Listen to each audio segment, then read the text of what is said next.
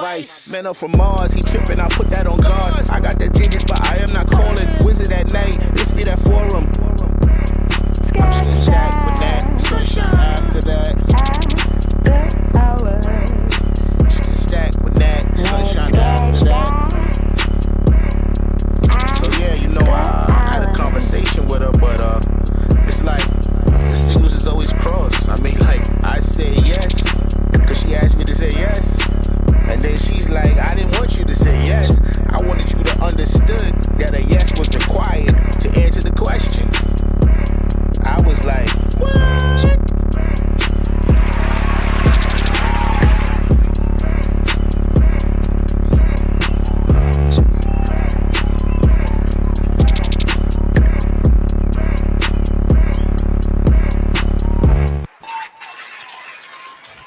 What's up, y'all? Welcome to the spot, the Stacked After Hours spot. We are back from being off on last week.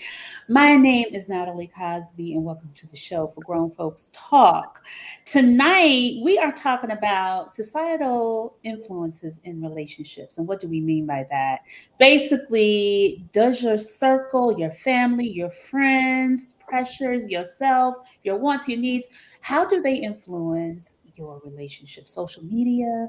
So we're going to talk about it tonight. So y'all get ready, get your cocktails. We want those fingertips loose because we want to hear your comments and questions from y'all. And here at SI, we keep it lit and enlightening. So Montaigne, let's get into it.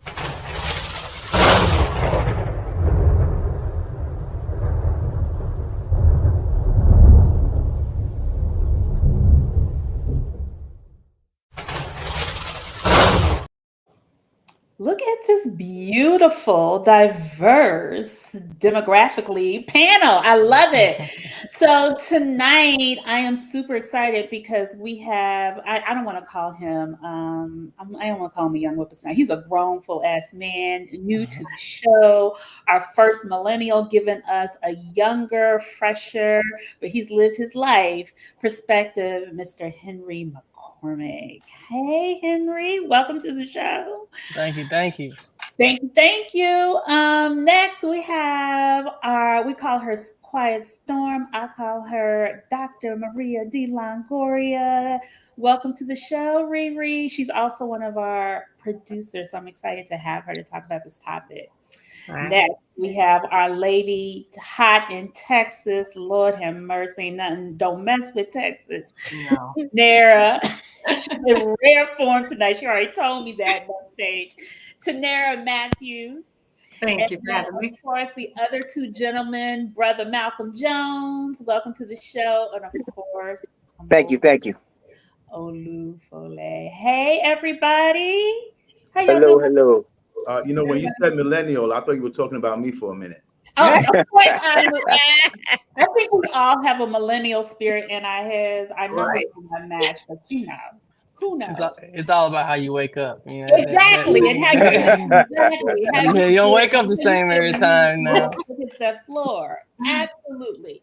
So me and Anthea were kind of talking about this whole conversation about influences in our relationships. Friends, family, social media, our own personal goals, the things that we want in our lives. And I thought about it because I went home because people watched the show last week, and me and Keith and other people on the show talking about relationships.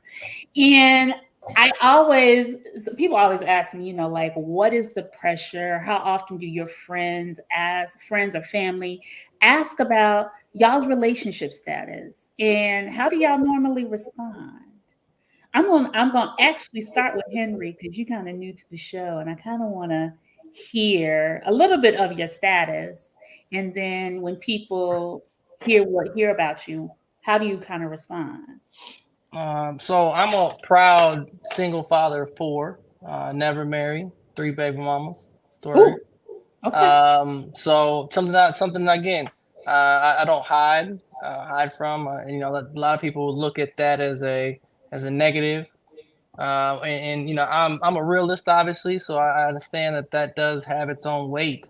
But when it comes to I guess, societal pressures, I think that is essential, that we have to start paying attention to who our mate is, because they're not only a direct reflection of who we are and how we view ourselves, and psychology will tell you that, but then also it is a direct reflection of the community in which we represent. Having a partner that shares in your experiences, that look like you, that is part of the same culture and community is valuable. There's a reason why, you want to bring home someone that is, at the end of the day, you can confine into in your most deepest and vulnerable state. I mean, the only person who can understand that is that person that comes from that same experience. So, for me, anyone that I date, has to understand that. Like, number one, they're gonna look like me.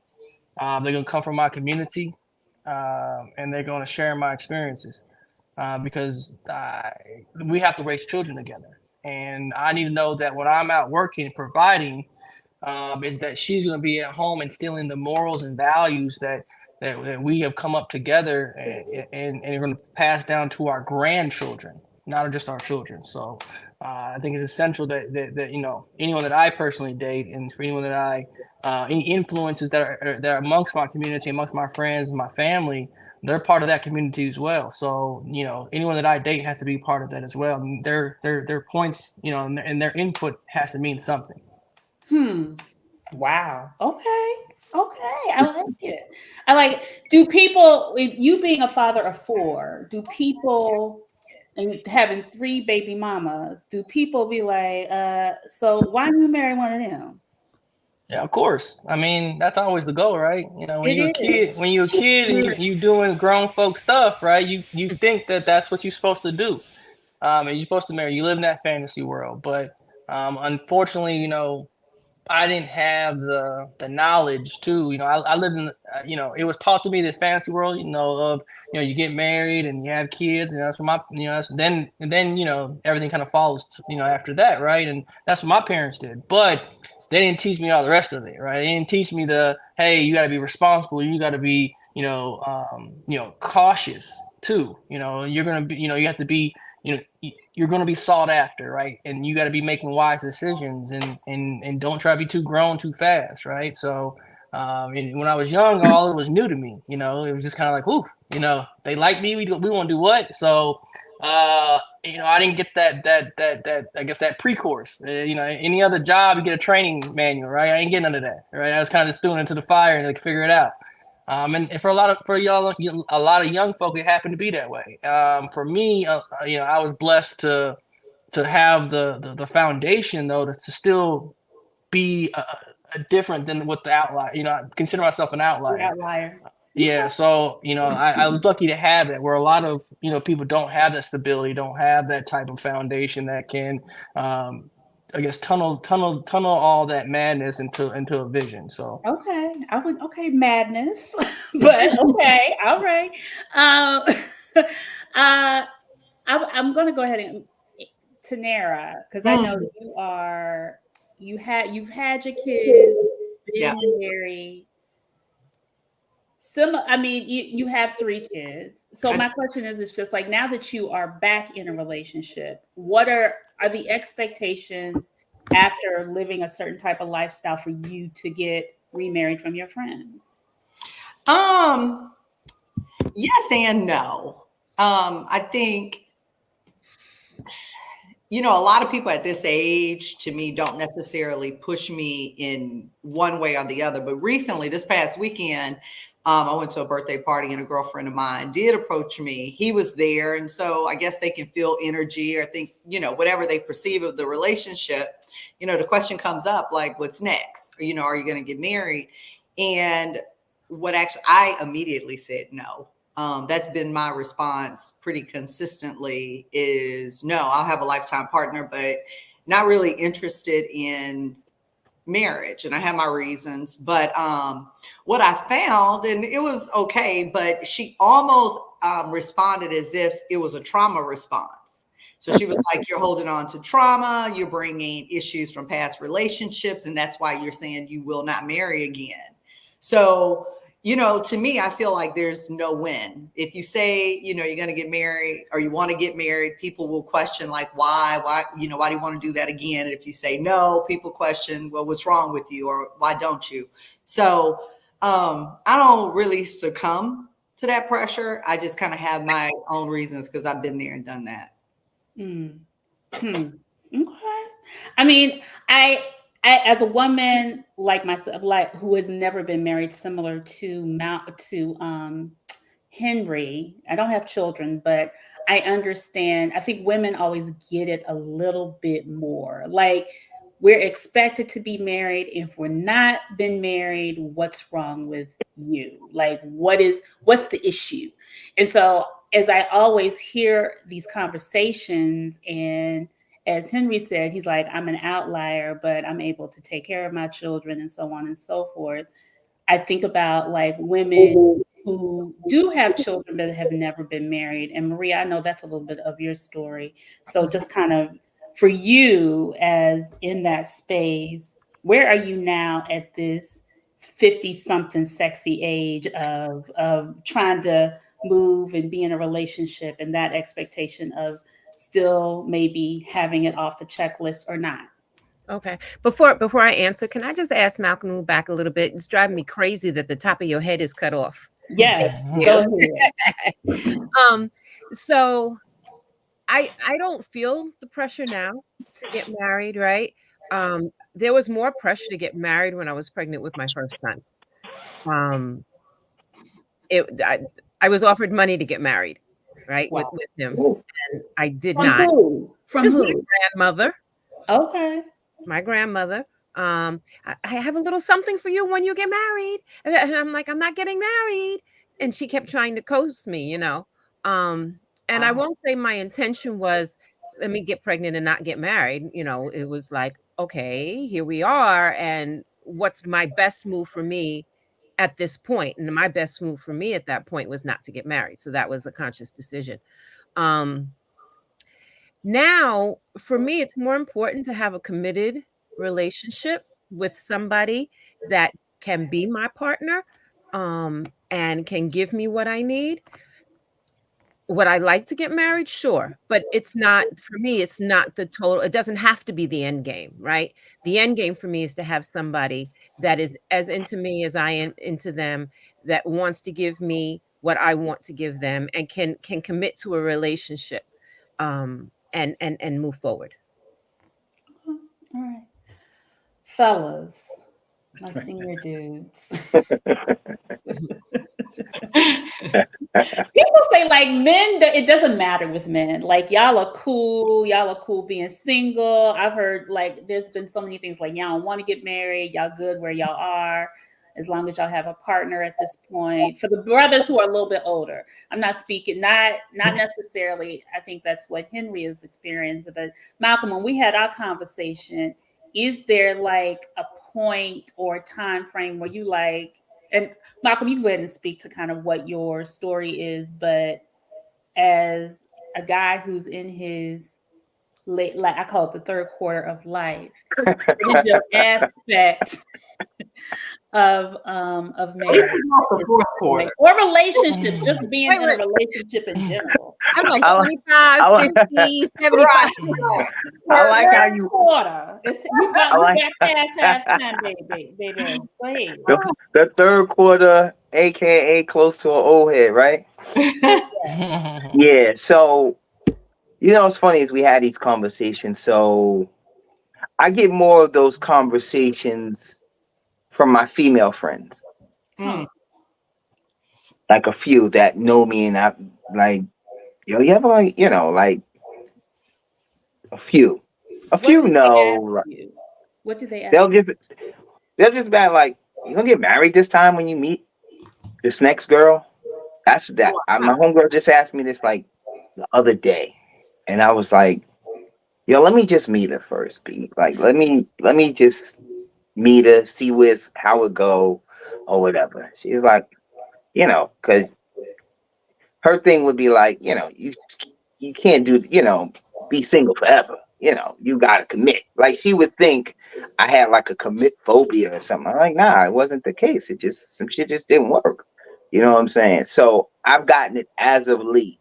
You know, it's funny as you said this, asked me this, and I've had like two conversations like the last 2 weeks. One by my aunt and one by one of my homegirls. Guys don't ask me that. Guys, you know, we'll have other conversations, but it's never on marriage because most of my friends are either married, divorced, or none of them are ever trying to be married. So I have all three bags, and but I do get it from my female friends.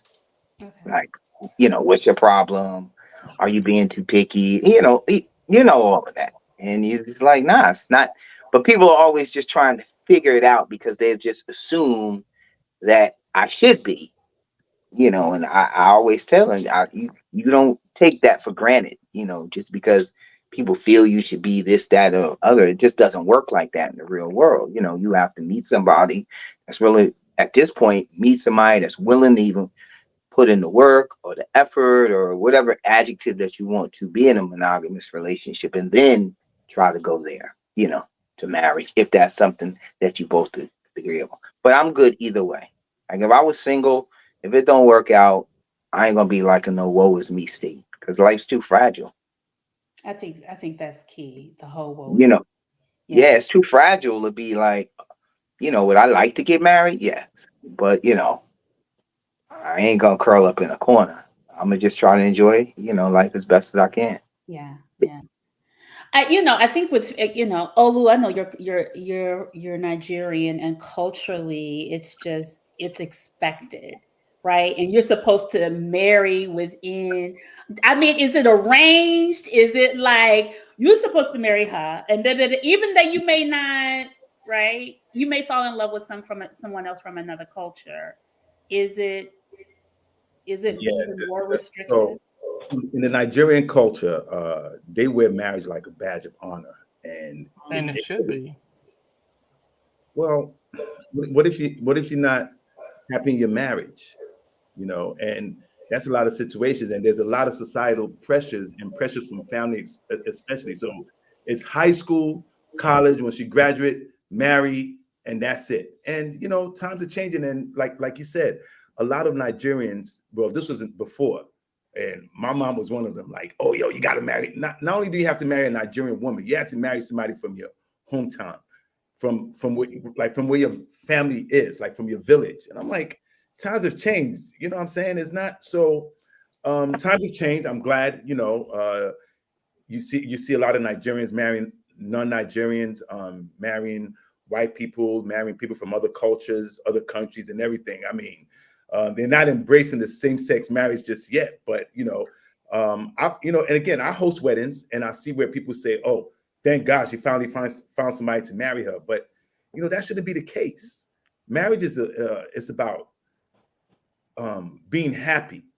And I think I figure that a lot of people, not just Nigerians now, marry because of the prejudice that's put upon them, and they end up in these marriages and they're miserable. And that's the truth. But it shouldn't be that way. Marry because you want that commitment, and not just because society's putting that pressure on you. And it's a shame that a lot of people succumb to that. I mean, I know we're talking about marriages, but I think even in relationships, like people have been like, how's your love life? I'd be like, don't ask me that damn question, please. It is so annoying. But Sorry. Go The one ahead. where Nigerians do, they'll be like when they like married women, when they see their single unmarried friends, they'll be like, oh, we're praying for you. Don't worry. And that's just so uncomfortable. Like, how do you know she wants to get married anyway? Right. Wait a minute. We're getting to a point where, from what I know, a lot of women don't want to get married. They want companions. So just like men. And you can understand, because if it doesn't work out, all the stuff you have to go through with a divorce and everything is just too much. I don't know. I kind of have a different viewpoint than a lot of y'all, and I don't want to say it's an age thing. I just think it's one of the ones where it's how you view relationships, right? I think that there's a few things I want to touch on, but one thing I said, if you're not dating to be married, then like, what's the point? Like, I just don't understand the point. Like, if that's not the end goal, then y'all just being physical. To completely invest into someone and have not only that level of commitment and that level of companionship, because it's not, trust me, you can be a companion, but when you have someone that's you're going to be your companion forever, and they've told you that, and they're displaying that through their actions, then that's a whole different level of commitment to you. Like, that's why there's a difference between a girlfriend and a wife. If it was all the same, we just call her a lady. No, there's levels to it, and I'm making a commitment to you not only by telling you this and telling the world this and telling everybody who sees me, like, oh, you see this? This ain't no game. Move. You know what I'm saying? Like, I'm making a commitment visually, and to you on top of that. So I think if marriage isn't the goal, then you're really just wasting your time at the end of the day. And majority of human nature are monogamous creatures, right? So we want to find our partner. Now, what that looks like, it could be different, right? But at the end of the day, we don't want to be sharing 5 different beds. We like that one bed. And especially as men, we don't even operate in that way, in that sense. Most men will be miserable, as you want to call it, right? But be still completely happy that they don't have to deal with some other shit. Like, I'd rather be miserable with my one person than miserable with 5 people. I mean, I don't know about you, like that. As I've gotten older, I mean, had my fun when I was younger, of course, but when I've gotten older, being miserable with 5 different people is terrible. Like, that's worse. Like, who wants to do that? So I don't get the where the fun is with that anymore. You know what I'm saying? You could be happy with one person. Why do you have to be miserable with one person? Because if you look at the definition of psychology and love, right, your love comes from the pain. Right? If you can't be through the pain with somebody, if they're not willing to open up to you at their most vulnerable state, that's where the true connections and bonding comes from. You think about any type of organization, any major grouping of people, right? Their love for each other comes from their pain. You think about, African American people, right? Africans born in America. So you're saying the love that we had, that we bond as a people, is through our trauma? Exactly. Through our pain. Trauma and pain are 2 different things. Because you can trauma bond with somebody, it's different than you going through pain. Right. So my struggle with someone makes me appreciate them and value them more. That's why I can. So you're talking about the journey of the struggle. Are you talking about? Is that what you're trying to say? You're trying to say the journey. Exactly. Okay. I was like, wait. You talking about people like wait? No. So we're not talking about trauma, right? You're not saying, hey, we both had faced this deep dark trauma, and we're gonna bond because of that. No, that's saying that. There's no journey that's better than the one that went from nothing to something. Okay. So let me ask you a question. Please, can I ask you a question? Let's just backtrack. Yes, sir. You said humans are monogamous by nature. Mm-hmm. Where'd you get that research from? And can I? Because we're not. What makes us monogamous is discipline and commitment. In society, is the American construct make us monogamous? No, so poly relationships from human nature is based off of power and access to resource. So we're as humans have evolved, right? We weren't just saying, okay, every guy gets 5 girls and every girl is going to be a wife to another guy, right? We're not all sharing, that, right? What had happened? What normally happens? Where you going with this, Henry? But let's wrap it. Go ahead. One second. There was actually. I'm like, no. What I'm saying is, like, so if we're talking about the goal, like the back in the day, way back in the day, right? Where we think that men had 5 different wives, and that was normal, amongst that type of society. Right. Now as we have evolved, right? Most people pair together, and they stick with each other because that's what's number one, the most safest thing for both of them to do, and it makes the most economic sense in how to divvy out resources. Let me put that'll be another show. Okay. Let me put a pin in it right now for a second, because I feel like not putting a pin in it, but I want to pause for a second, because I know Tanera had a question. I'm sure Maria and Malcolm had a question. I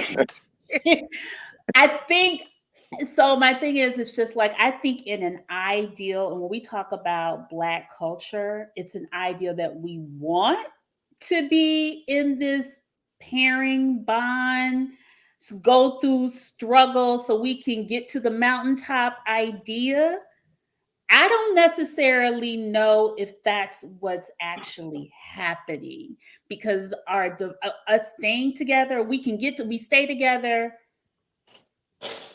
I don't know how long we stay. We actually are able to get to the other side of the mountain all the time. And I mean, when I hear what you're saying, I understand what you're saying, because I do agree. In our ideal sense, we do want to be in monogamous relationships. I think, especially in this country as we live. But I'm just like, I think it's all the others. It's the underbelly of what's not happening to keep us together. Go ahead, Olu. So if the concept of marriage let's just say it was based on the Bible doesn't promote monogamous relationships. The Bible promotes man having multiple wives. So that's what I'm saying. I don't think it's natural for men, and it's a shame that, you know, men and society had to suppress women to say, you know, you just got to be with one man. But to be honest with you, I don't think we're monogamous by nature, but we can be through discipline and commitment. So when you're committed to somebody, you understand, like, and when you meet somebody, you understand, like, okay, it's just going to be the both of us. Don't step out. Don't do this. Don't do that. It's just going to be me and you. Then that's when you commit to be monogamous. But I think it takes an extra step. I don't think we're naturally monogamous. So I want to say something too. So in terms of statistics, right? And these are not from, I just pulled some stats from, it's Black demographics. 30% of Black people are married or have been married. 33% of Black men have been married. Are married. 27% of Black women have been married. Out of those, 10% of Black men are divorced. 13% of Black women are divorced. 8% are widowed. 48% of Black women have never been married. 52% of Black men have never been married. Now, this doesn't give us by age, but that's just something to throw into the conversation. Exactly. Thank you for the stats. That's for the stats. Google's I mean, a wonderful thing. Yeah. I think out on this panel, 2 people have been married out of the 6. I would say that marriage for men is a choice, though. You know, marriage for women is a choice as well. Go ahead, Tanera. Wait. Go ahead. Well, in a sense of, Tanera, you're right. Yeah, you dropping too many nuggets. We got to backtrack on you a little bit. Okay. So first, Henry said, if your goal is in marriage, you're wasting your time. I do think that's a little bit of ageism. I think when I wanted to have kids and I was thinking of a partner to raise my kids, and the consistency in the household of what I wanted that to look like, then yes, I was probably, I got married young, but it was important to me. At this age, my kids are pretty much out of the house. And I think I can have a lifetime partner where every morning or every day we choose one another and we decide if we're going to be faithful and we're going to be there. And it's a committed relationship. And the day one of us decide that we don't want to, we don't have to fill out paperwork and get attorneys and divide this and divide that. I think it can be equally fruitful since I've had both scenarios. That was one thing you said a long time ago. Mm-hmm. So, but you make good points. Good points. Good point. And again, DNA test just shows that we're not monogamous by nature. No. Whether you're married, committed, anything, doesn't guarantee it. Let's show that he's not the daddy, he's not the father. Yeah. Years after. So it's just not, but commitment and discipline and respect is what I think keeps us within the confines of a relationship. And when you agree, and you and I agree, like, okay, we're not smashing anybody else. It's just the both of us. If there's any issues, we're going to try to work it out. Yeah. And if we can't work it out, we go our separate ways. Yeah. And I think even in a committed relationship that is in marriage, you can still have pain, vulnerability, those dynamics that you don't have to be married. Sometimes people are married and they don't have that. I know a lot of people that were married and operated single. And some people are in committed relationships and they truly are committed to one another and growing and that sort of thing. It's just an individual choice. So if somebody They said could look, Oprah never married. Oprah is richer than Homeboy. That's why she never got married. but so can I, so Well, that's a terrible example. Right. She only live in the same universe as we do, as the everyday does black not. person. Right. So like, why are we even bringing her Yeah. up? Even any celebrity. I think it sounds like societal pressures are really based around the monogamy aspect of relationships. Stigmas. Like, are Yeah, you big in a time. monogamous relationship with someone? I mean, because I was like, is it about it is for some people it is the stamp of marriage because it's approval. Symbolization. It's But is still that it, Natalie? Because is that really it? Because if you really think about people are married and old school parents and stuff like that, they'll say, well, you know, every man cheats and this sort of thing. So is it about monogamy? I said the I was just gonna say, appearance. to her I point. said the appearance The of appearance. The appearance. not monogamy itself. Sorry, can I say something, please? Sorry, I'm sorry. Most men want women to be monogamous while they want to be polyamorous, polygamous. Right. And Absolutely. that's society. That's the truth. That's Yeah. true. That's That's only because they can. What? So I don't. So what? Listen. Let me pause. So Oh, I'm sorry. men He's will about to jump down your throat, homeboy. No, that's what I'm saying. No, So no, men no, will only honestly. men will only step out when there's people that will allow them to do so. Like Right. there has to be accountability on both Okay. sides. You know what I'm saying? Like you know what I'm saying? Like if I'm in a relationship, I'm married, right? I got a ring on my finger. Mhm. And I go somewhere and I obviously have a ring on my finger and I approach someone and they show interest. You gotta act on it.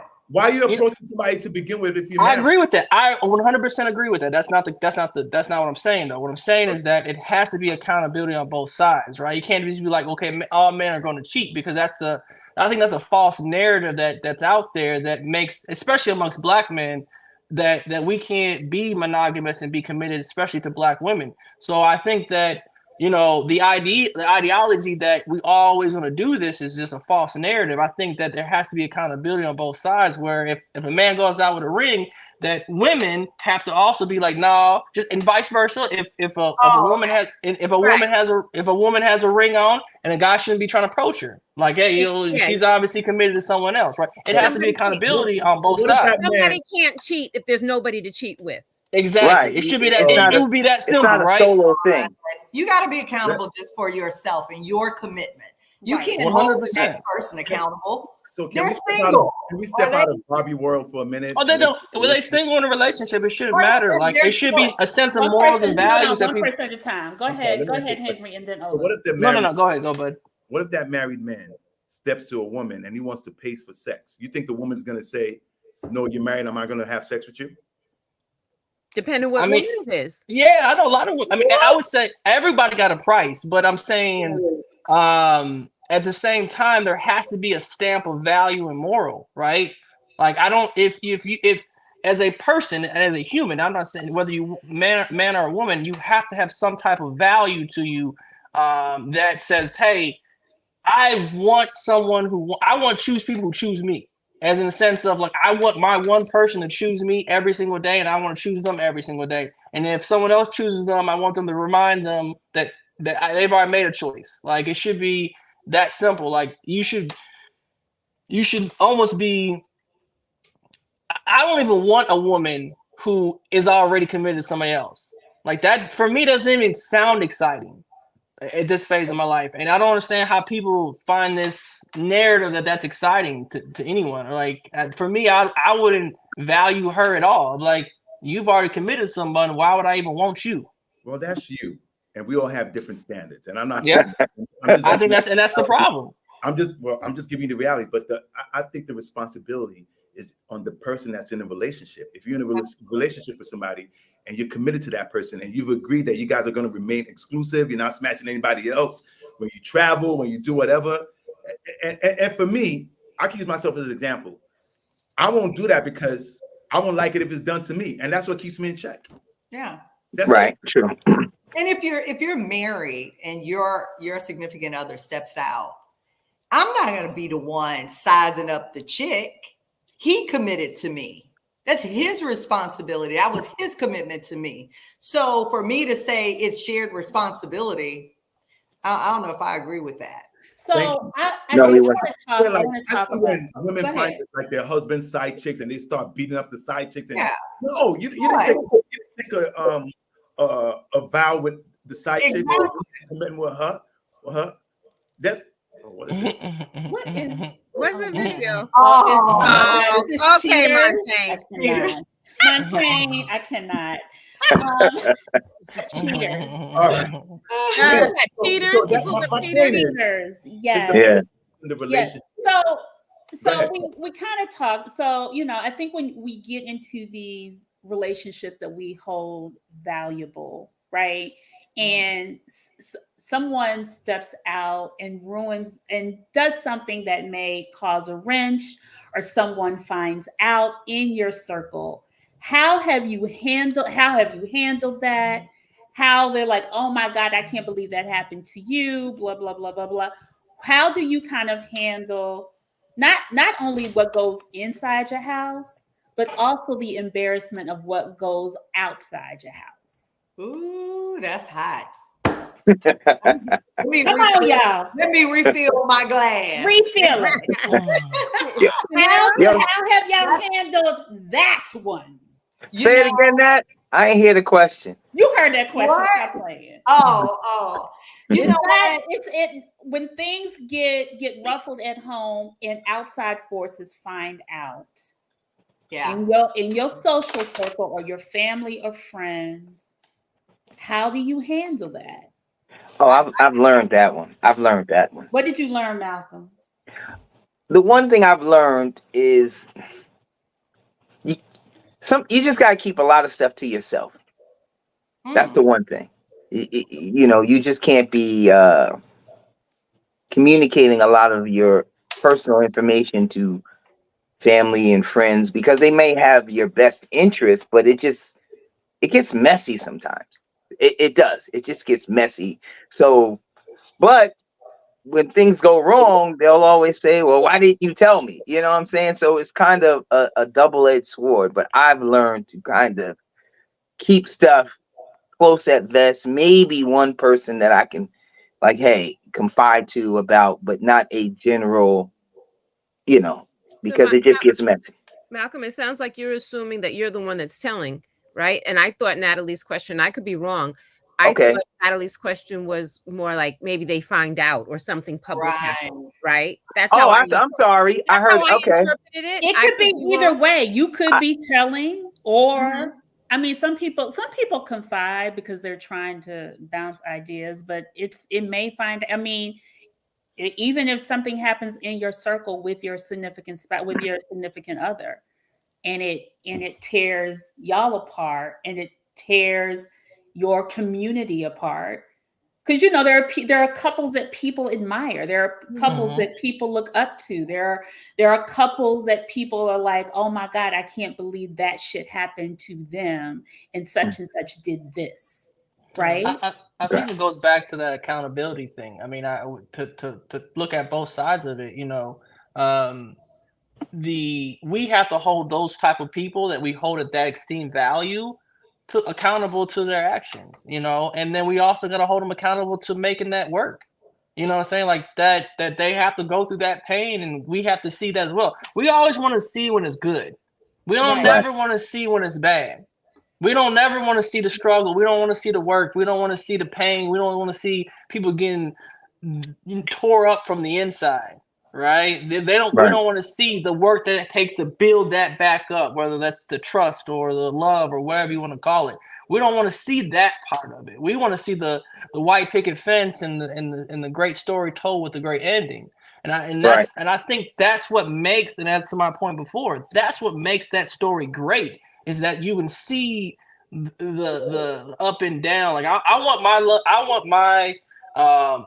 my love in my marriage to be like my stock account. You know what I'm saying? I want it always to be moving It up, can be right? bearable. You know what I'm saying? It can be moving. It's gonna move. It's gonna be volatile. It's gonna be. It's not gonna be no. It's not gonna be no healthy index. Let's say that. It's gonna go Wait a bouncing minute, left and right. but Henry, I'm gonna call you on that. Is that how you got 3 baby mamas? Was it volatile? Like, I'm sorry. No. Well, yes. I'm not trying to be shady at all. No. Yes and no. Yes and no. You know, yes and no, because I didn't choose the right one first. That was my first mistake. Is that I didn't find the one that I was supposed to go to battle with. So I wasn't taught how to find that person to even go to war with. You know, so I go to with mine. I'll go to war with them, but I gotta find that one first to go to war with. Can I give you just a little Did piece you of pick, advice? so are you? You Did said you you pick didn't Olu? Hold on, Olu. Go ahead, Marie. Let me just give you a little piece of advice. You said you didn't find the right one first, right? That will translate to your child in a whole nother way. So you might want to find some different words to express that, because that child may feel like, oh, I'm not the right one. My mama wasn't the right one. And I'm just, I just want to say, just maybe phrase that in some way that it may not transfer to a child. I have 2 baby daddies, right? And so I understand, I think, what you were trying to say. But for me, I got the best of what their fathers had to give. Were they the best person for me to marry? No. But I got the best that they had to give in my children. And that's one of the things that when I see my kids are amazing.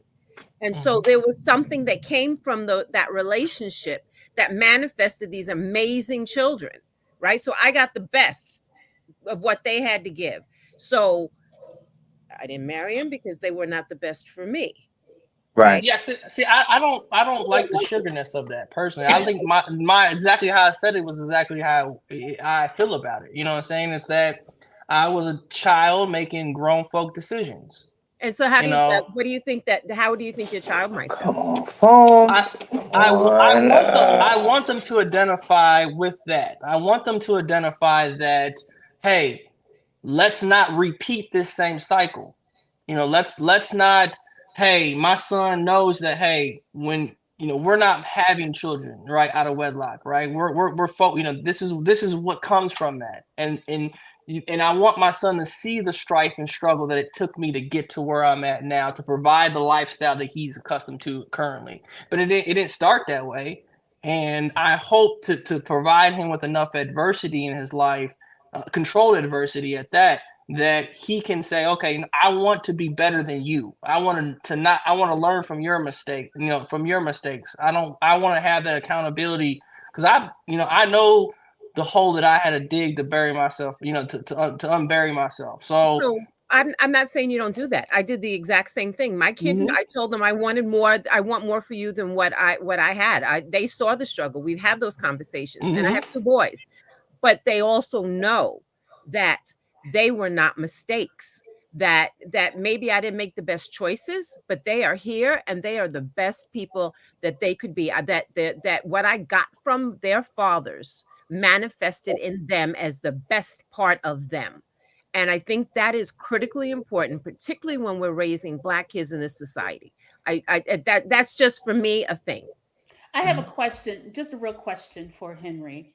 What is your relationship with the mothers of your children, and how does your circle see the mothers of your children? So so to answer your first question, I have a great, I would say, a responsible co-parenting relationship with them. You know, all my kids are here half the time. We go 50-50 on everything when it comes to the children. They can, depending on the issue, you know, it's pretty transparent on, you know, what's going on in their life in that household. If the issue's big enough, I translate how it's going on in my household. You know, so it's healthy in that sense. You know, we can even be cordial in public. Like, we ain't no best friends. I'm not calling them for no, you know, if it doesn't have nothing to do with the kids. Right. But, you know, I can jokey, haha, kiki in it with them. You know, if we're in person and my kids are able to see us together, and even see us have a conversation to handle situations that's resolved into, you know, or that's revolved around them. Now, do we get along? You know, do we disagree? Of course. I would do that if it was with, my wife, and, if that was the case. But at the same time, I'm able to separate church and state, in the sense of, they have an expectation of how they treat me and how they treat anyone that I'm with. And I have the same thing for them. I treat them with the same respect and whoever they're with. Okay. And then my circle, on the other hand, I'm again one of those people who had children young, and and pretty much my whole adulthood has been being a father on top of everything else. So everyone that knows me has seen me, as the young people say, get out the mud, right? Seeing me go through the strife and go through the struggle, and see me be a better version of myself through them. Because again, people don't look at me as how good I'm doing. They look at them and how they are raised and what type of children they are, because they're a reflection of me. Right. But I always say, like you said earlier, and I please correct me if I misquote you, around the people that you choose, especially the people you have chosen to have children with, right? Like Maria said, they weren't necessarily the best part. She said the best for me. They got the best part of their fathers, and you produced amazing sons, which is I think is very admirable to say about somebody you chose not to marry with. But I think, like I always say, when you're in those relationships with that person at the time, and Maria, you can answer this too. How were they received? And I know both of you are young. I know y'all were, but Maria, when you were a little bit older, when you were probably closer to Henry's age when you had your second one, you had a little bit more, right? Yeah, so there's in your 30s.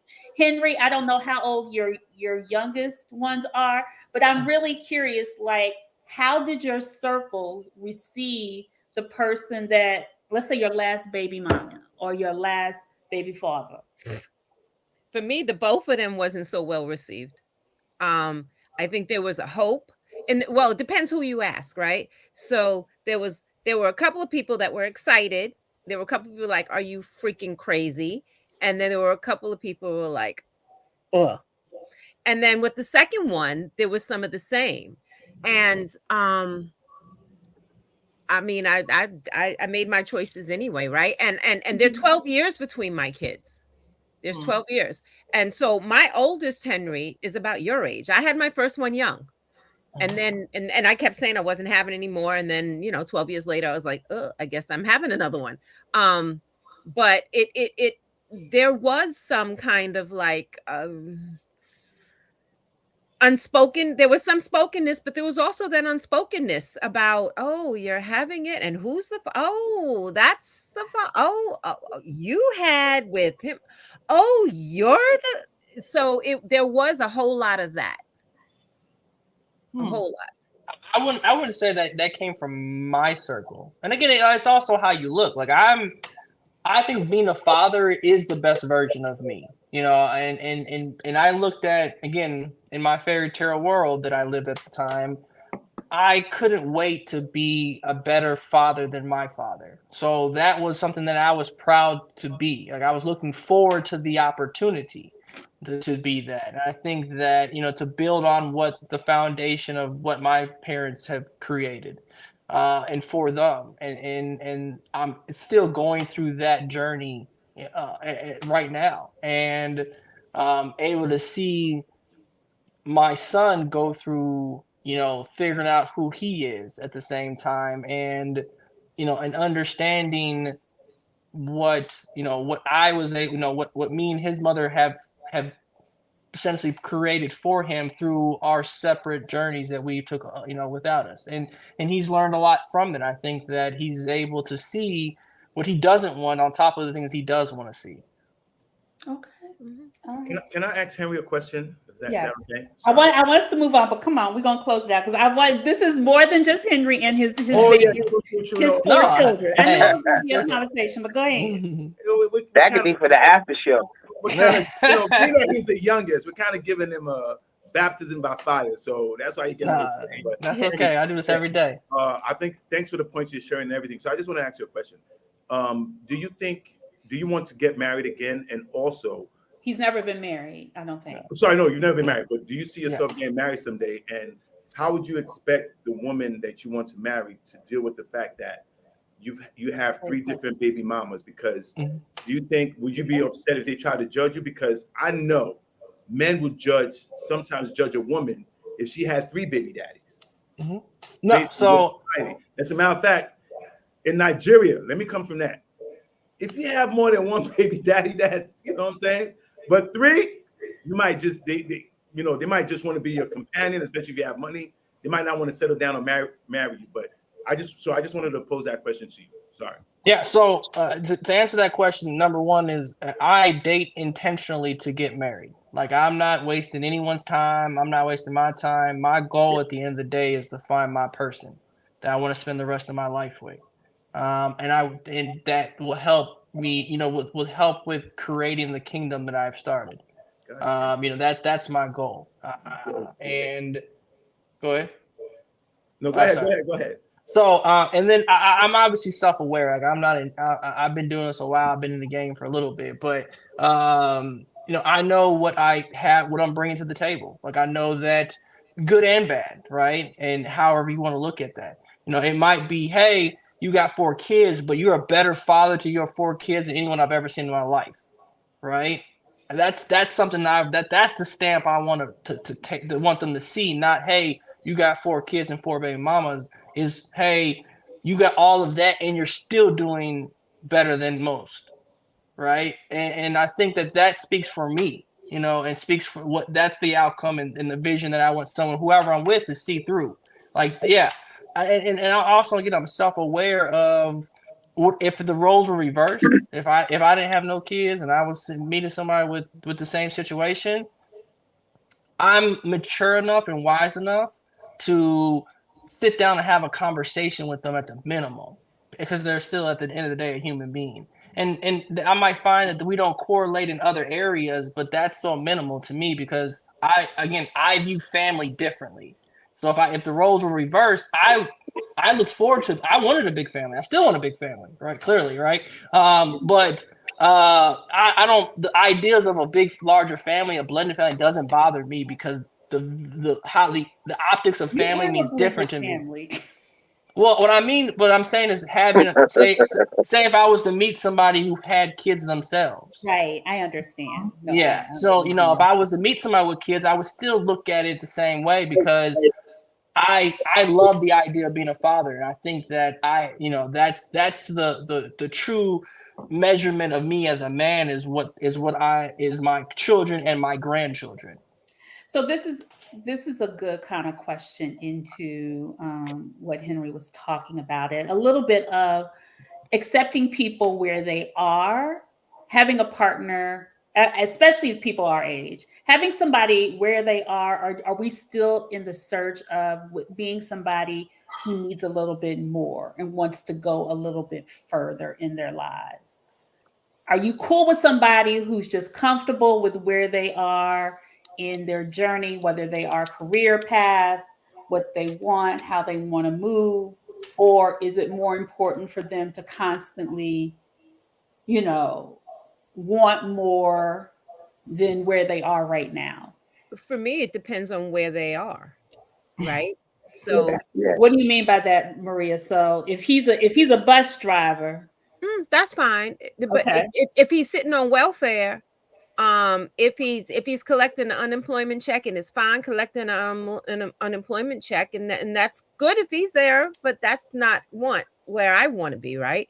And I say that because I'm where I'm at, but I still want more. So it's okay to want more, but it's okay to be comfortable. I know people who are in my space and are comfortable where they are, but they are self-sufficient. They're taking care of themselves. They're living good, fruitful, and joyful lives. So I'm okay if you're there too.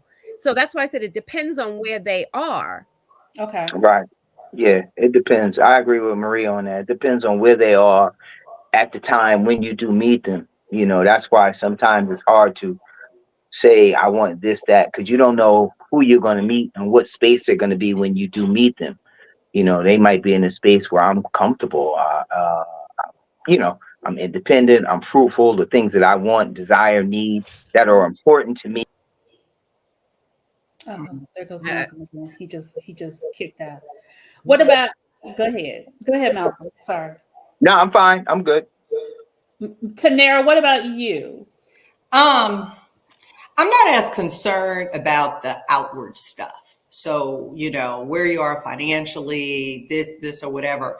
I'm more attracted to someone who is still wanting to work on connecting, because two people come from two different worlds, two different backgrounds, experiences, everything. But someone who's willing to put in the work to understand my basic needs, I understand his basic needs, and we find that commonality. I don't think the exterior things matter as much when you have that internal desire to work. So, Right. so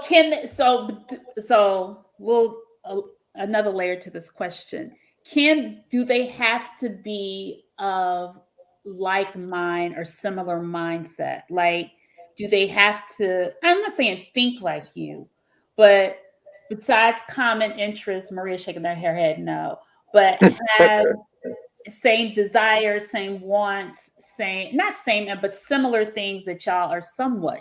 What is the idea of the alignment with you guys at this point?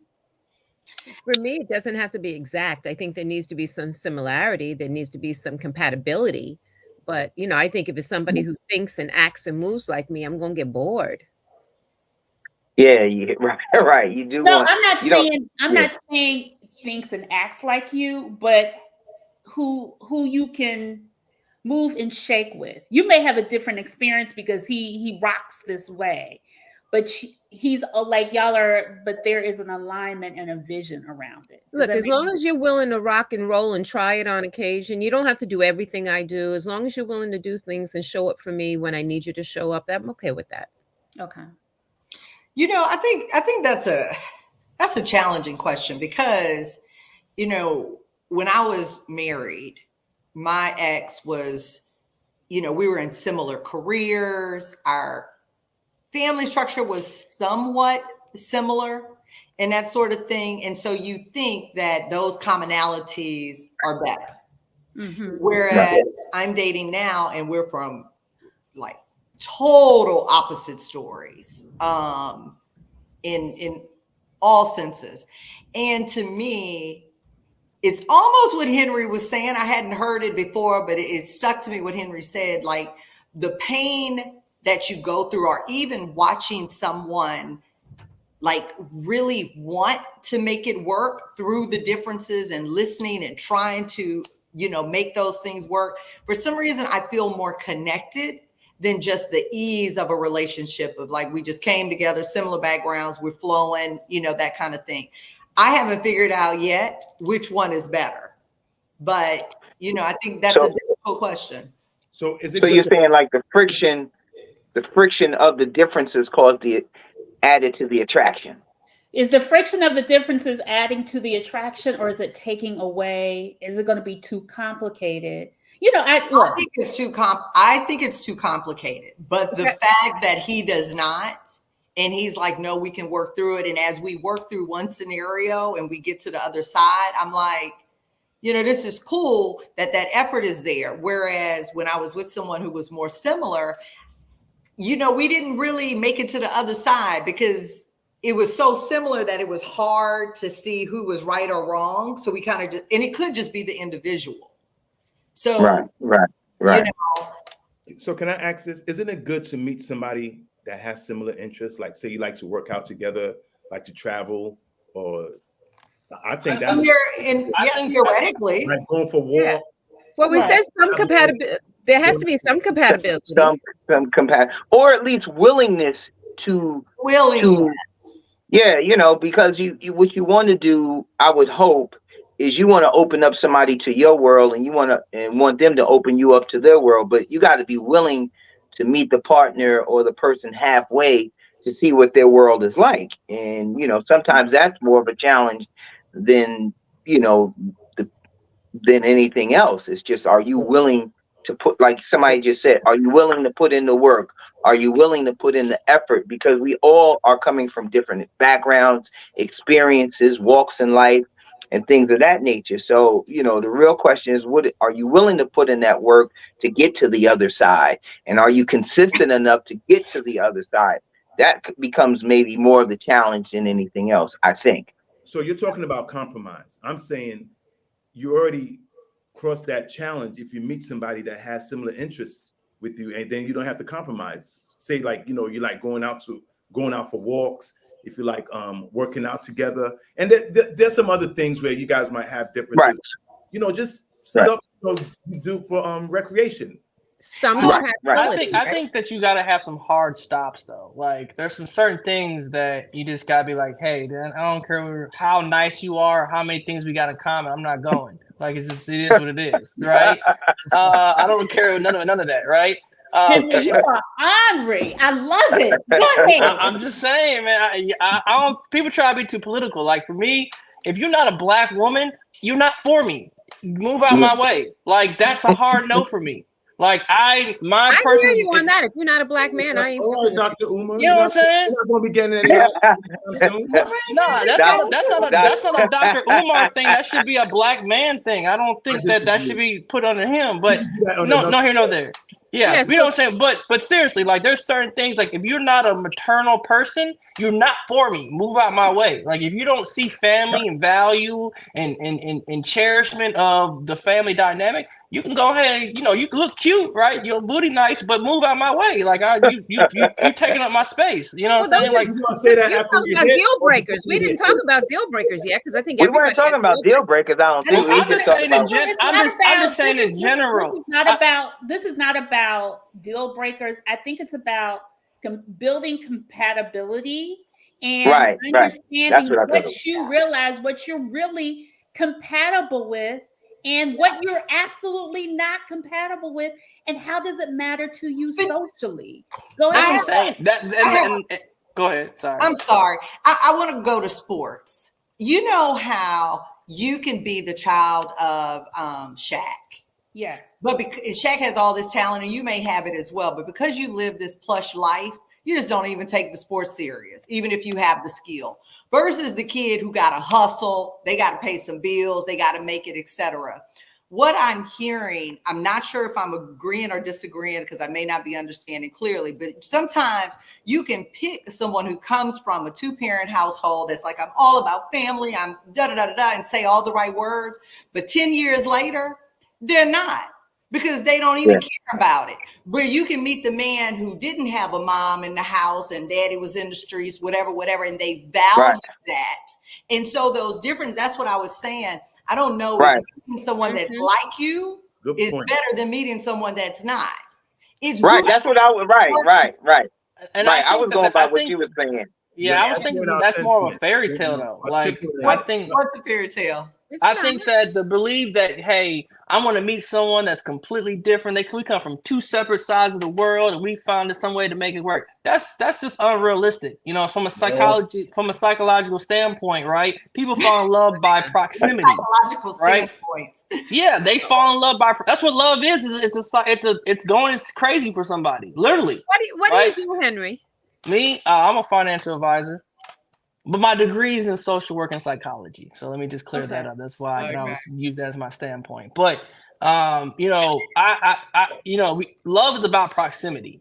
So you're gonna fall in love with the people that's closest to you. Again, not always, right? It's not no general rule, but if you look at statistically, you're gonna fall in love with people that's closest to you, right? And that's as far as proximity in area and by likeness.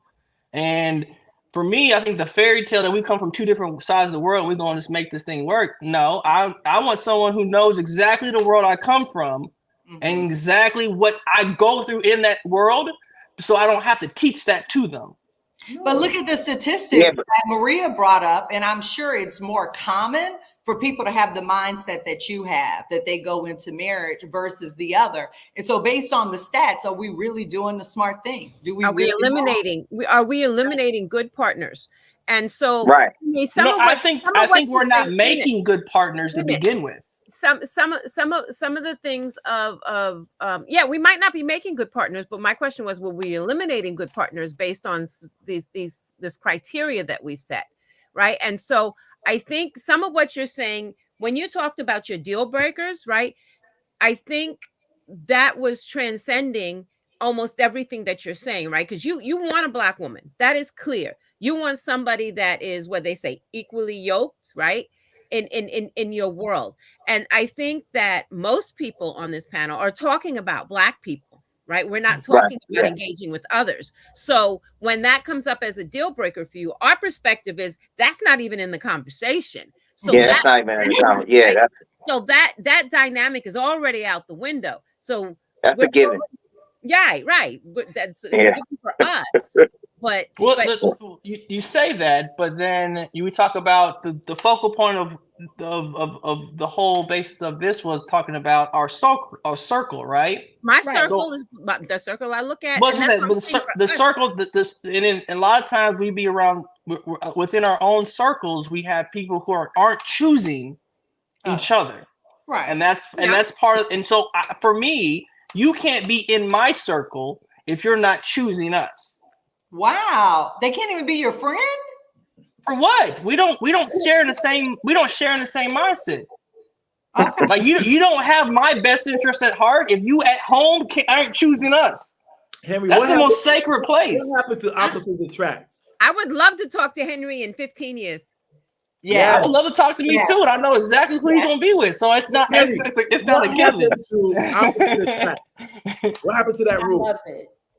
No, I do. I there in some sense opposites do attract, right? And that's Okay. I mean, in some senses, yeah, of course. But we're not. There's certain pillars and certain core areas that are always going to. Henry, I side with you on Black people for Black people. So I I'm think, okay and with so that. here, Henry, No. what I'm hearing. Can I say something? Some people, think, I'm okay with jungle fever. If you have jungle fever, it's cool. whatever. I got jungle fever, whole family. It's just not but you can't. That's fine. You can have jungle fever, but you can't talk Black and sleep white or sleep other.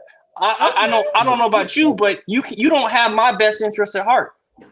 You can't because your most intimate and sacred moments, you sharing it with someone that don't look like you and sharing your experience. So what do you think Henry, about the young nationalist. Go on, Henry. I just call it common knowledge. That's all. It's common knowledge. A compliment. So let me say this. So I think what it is like everybody. I feel like every relationship has its yin and yang, right? Right. In some form or fashion. Whether that yin and yang never meet each other, but somehow y'all come together. Y'all never thought it would happen. That's what it is. But I wonder if it is what Henry is saying, and the reason. And after Maria read that statistic around marriage, I wonder, do we even as Black people look at marriage differently versus other cultures, and especially in America, and how we see marriage and how we approach it in a social aspect? Does that make sense? Go ahead. Yeah, it makes sense. I mean, I guess the real question is, like somebody was said, do people even see marriage as a value in their life? Are Black people jaded by the value of marriage altogether, based on the statistic that Maria just read, and how we even see? Because when I talk to white people about marriage, it's a business, it's commitment, it's building. Yeah. When I talk to Black folks, and love is somewhere sprinkled in there, maybe. When I talk to Black people about marriage, it's about love. I don't really talk to other races about this, so I don't really know. To be honest. I don't have any friends of the opposite to really know their opinion. This deep. So, let me throw this out there. So there are a few interracial marriages in my family. There are some friends that I know that are in interracial marriages, right? Some of them are white people, some of them are other people. I will say that if you watch the dynamics between them, there is that commitment. There is this adoration. There is this there is that business aspect about, you know, how we're going to move and how we're going to flow, but there is, I think, something to what Nat is saying, you know. Right. Exactly, Maria. Henry, I know you weren't shaking your head.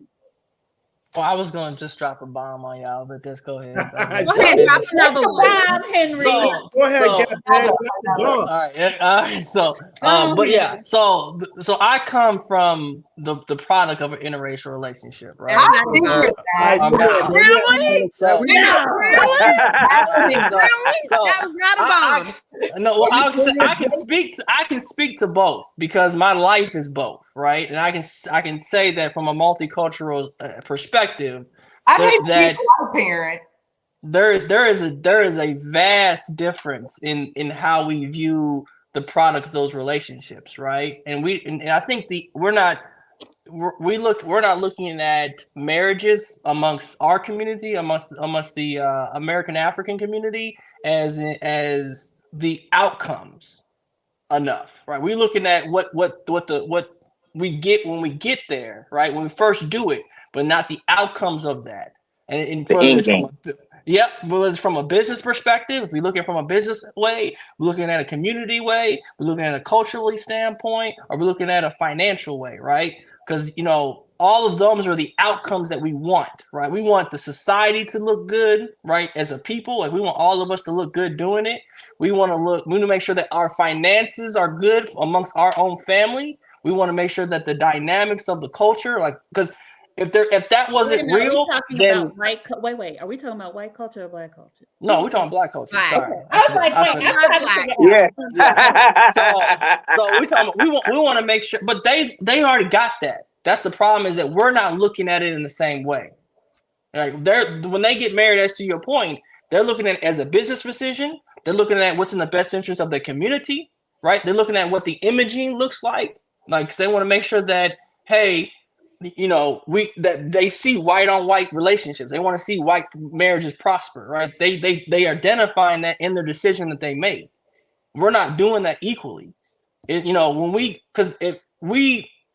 love to talk about Black love, but we don't talk about it in the same aspect as we talk about that Black work, right? The Black pain that comes from marriage, right? We don't talk about both sides of the story.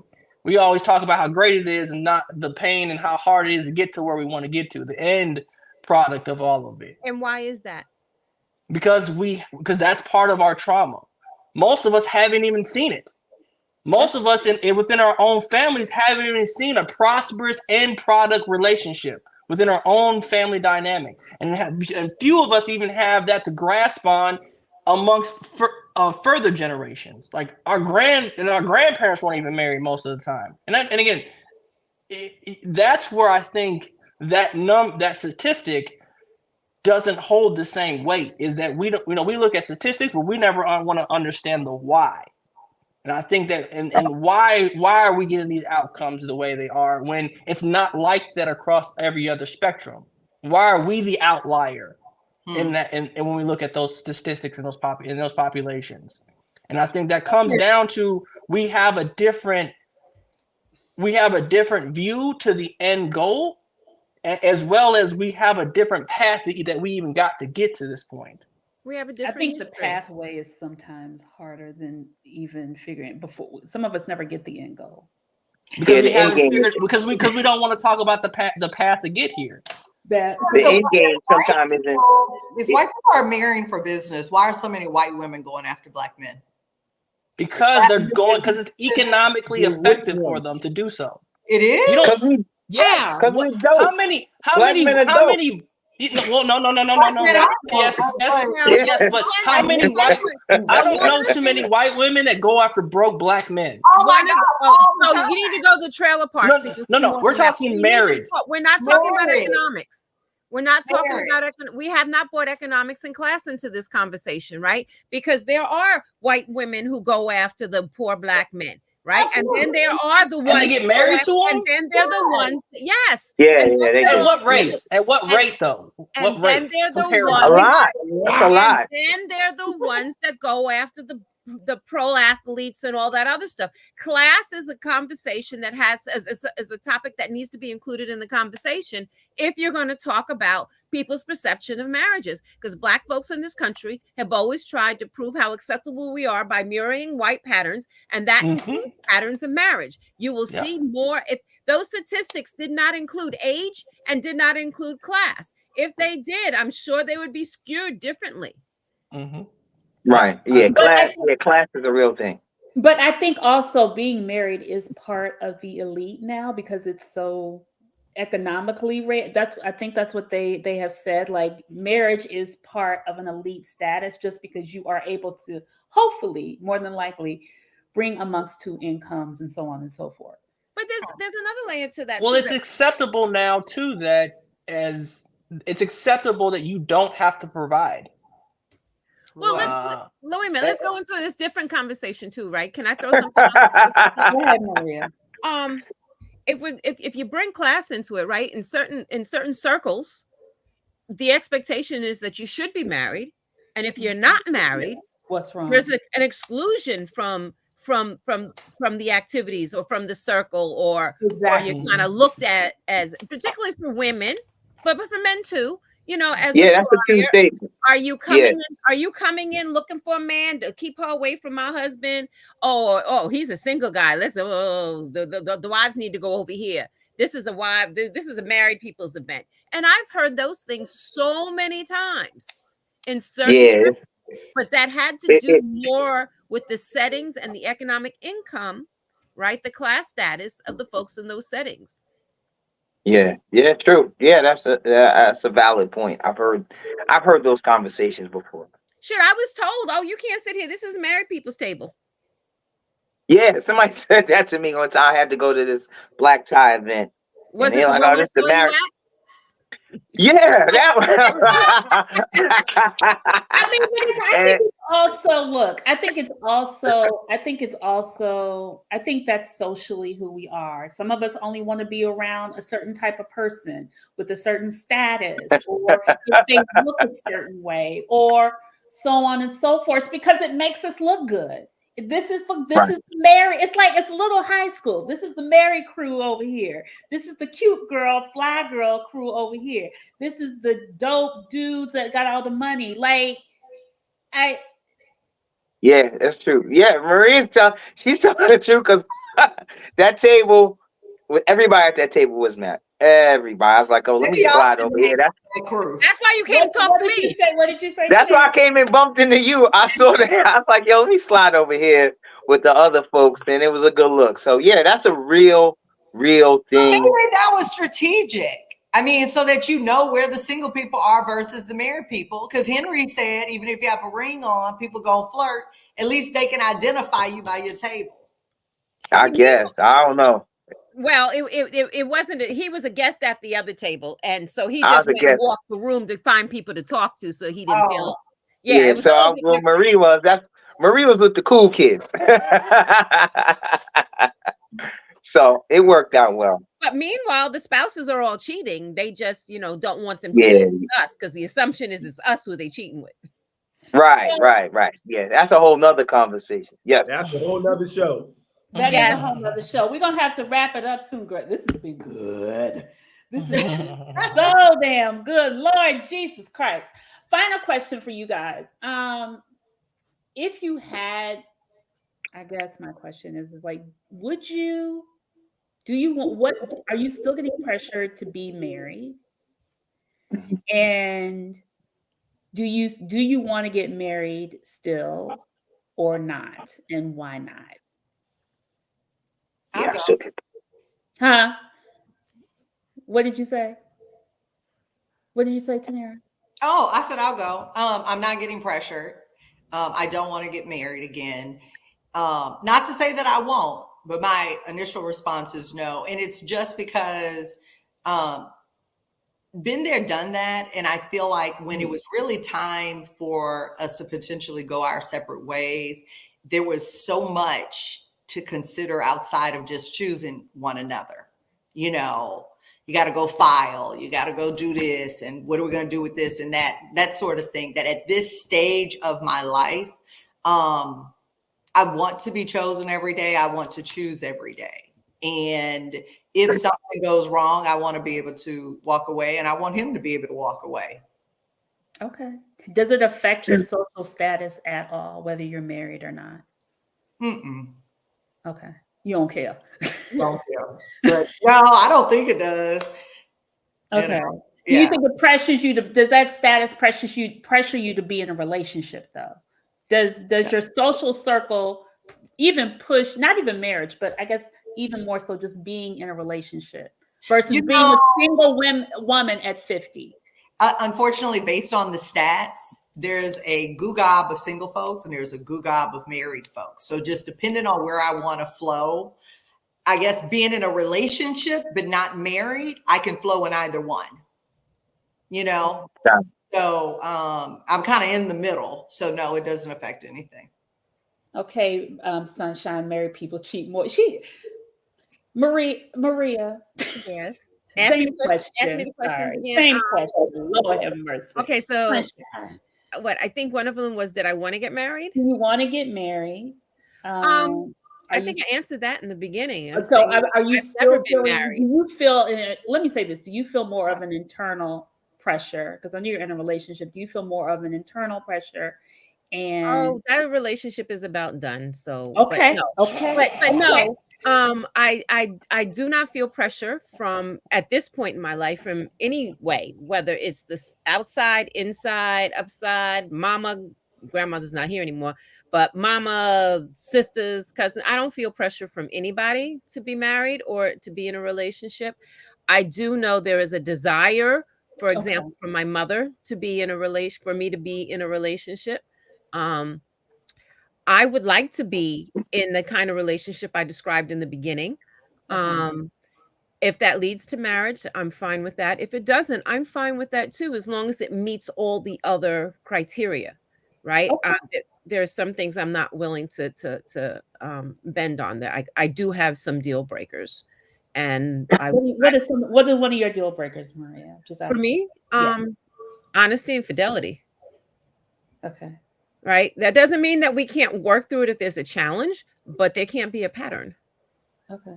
Right. And it can't be a consistency. There has to be respect for me. And if I don't feel that respect and that safety, then for me, I can't stay in the space I don't feel protected in. That I don't. Somebody had this is interesting. How long should you date before you say it's a relationship? That's a mutual conversation. If we do it, you my boyfriend. If we do it. Tanira ain't no piece of ass. Can I answer that question? Yeah. That question? Yeah. I think both of you, I think you would just know when you feel it. And I think it's the man that should make, I just think it's us, seriously, to make that a woman that you appreciate, tell her like, look, I'm into you. Right. Let's start this off. Let's you and I exclusive, no games. We're of age. If you're talking to anybody, whatever, let it just be us. So I agree with you on that 100%. I agree with you. I agree with you 100%. I think it starts with us. It's based on feelings, I think. So I don't really think there's a time limit. You know it. And let me tell you something. We men know. No. Yeah, we know when we want that woman to be our woman. We know. Yeah, we know. We know. But that don't mean she want to be yours though. Yeah, that's what I'm saying. Right. We have to discuss. So I think that you got to choose people. I'm in the belief of choosing people who choose you. So I'm not. I'm going to say, hey, this is what my intentions are. This is what I want from it, right? And we're gonna have a conversation. We're gonna make a mutual decision to make that commitment together.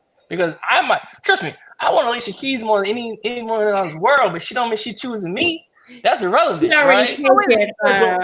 I'm still but I'm just saying. Issue with that phrase. You hear it all the time. I choose people who choose me. I choose people who choose me. So it's almost the saying, I don't have a choice, but if you choose me, I'm gonna go with you. It sounds like there's no standard. No. I have to choose you too, though. It has to be mutual.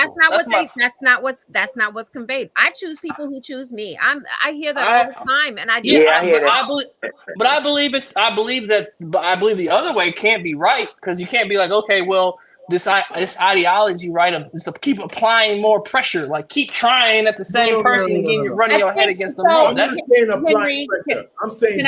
So is it basically y'all have to choose each other? Yeah, it has to be a conversation. It has to be a conversation.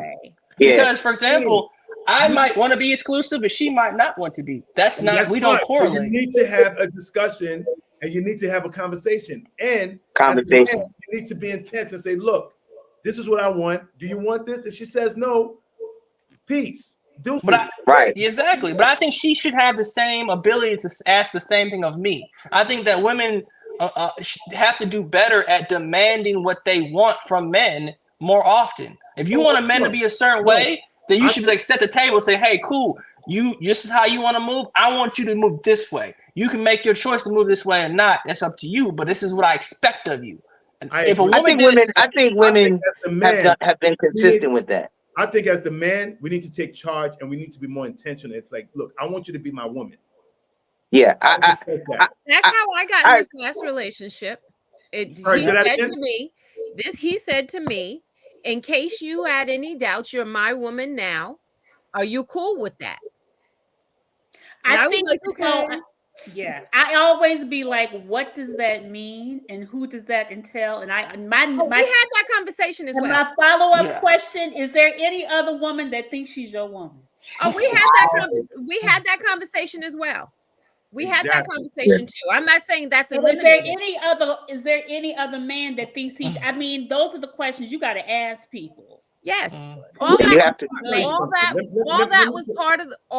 was part of the conversation, but it started with him declaring that that's what he wanted. Not saying I wouldn't have, because I'm fine saying what I want, but it started. He made that first move. Okay, and sorry, it's not just saying it. You have to act it too. You have to behave. You have to behave that way. You have to let everybody, like when you're going out, you invite her, you take her everywhere. Let people know that yes, this is your woman, and she does the same. And I think also that dating. No friends we used to talk to, no friends we used to smash, no exes. It's just you and I now. I think that's why I think smash partners. I ain't your woman. Go ahead, Henry. Yeah, I would say that's why it's important to date exclusively first prior to getting into relationships. I think that going from talking to a relationship is a night and day difference. I think that there has to be a piece in the middle where you have tested the waters of being exclusive with that person, and then you can see different dynamics of that person, right? So you're saying, hey, because to someone else's point, once we smash, that might be someone's, clicking or crazy, right? So you might find that out to do that, right? Or so out of time. Damn, we gotta have. You know what? I like this millennial energy. Thank you, Henry. This was fun. Yeah, I mean, shoot. Yeah.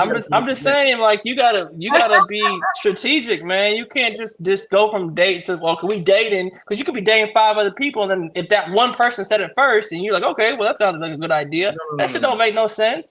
I want to date with you exclusively to see what you are when we go out together. I want to see you when you get mad. But isn't that part of the process anyway? First of all, that's not what I was saying. I was just giving an example because those conversations were. Yeah, but I know I'm speaking just in general. So I know a lot of people will date and jump from a relationship, just from dating to a relationship because that person essentially asked first. Right. So you're talking about courting time. Yeah. I mean, I think exclusivity has to have value. Even if it's just okay, cool. We physically are exclusive to each other, but then we equally emotionally and psychologically tied to each other as well? Because hey, I might have my favorite person, and I'm gonna go to that person every single time because it's my favorite. She's the best at it, right? That's not my commitment to you, though. I'm committing everything to you is different than my favorite. So you know what? So let me try to clear up a misconception. So just because some women smash, don't mean they want to be in a relationship with your ass. She might just want to smash, and that's it. That's Yes. That might be. That's a real thing. I know a couple of sisters like that, and guys can't hang when they guys can't handle that. When they give them what they say they want and they want it too, they get all in their feelings and they can't handle it. Yes. Yes. Another great Bravo show. to this panel. Y'all were on fire tonight. Woo, child. Lord have mercy. Thank you, I like Henry, though. Sarah. Henry- Thank Henry- you, Maria. Yeah, Henry has to come Thank back. you, Olu. Yeah, we Hey, gotta- I'm gonna be back, y'all. Don't worry. Malcolm, Henry, we're gonna have to have Henry once a month. Lord have mercy. I'm exhausted, but we got the after party, so come to the after party Mhm. conversation, and I'll see y'all then. Thank you, everybody. Great show, Good Natalie. night. Good night.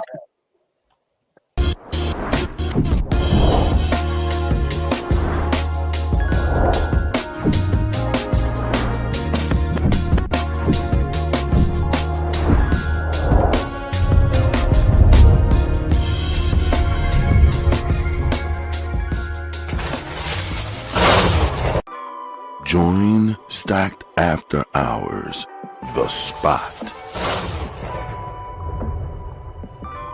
where grown men and women gather to have candid, also honest discussions about the state of life, love, and more. The Spot is a hybrid of in-person and weekly virtual gatherings. Join our Facebook group and answer our daily questions. Subscribe to our YouTube for our weekly live talk shows and join us on Zoom for our talk show after parties for lively conversations with other opinionated, grown and sexy professionals. Just search, like, follow, and subscribe to Stack After Hours on Facebook groups and YouTube. Also like and follow our brand pages at Be Stacked Wellness on Facebook and IG. So wherever you are, at home or abroad, pull out your laptop, tablet, or smartphone and join in the conversation with the members of Stacked After Hours. The Spot by Be Stacked Wellness. See you there. As you know, and if you are new to the Stacked family, we always keep our conversations lit and enlightening.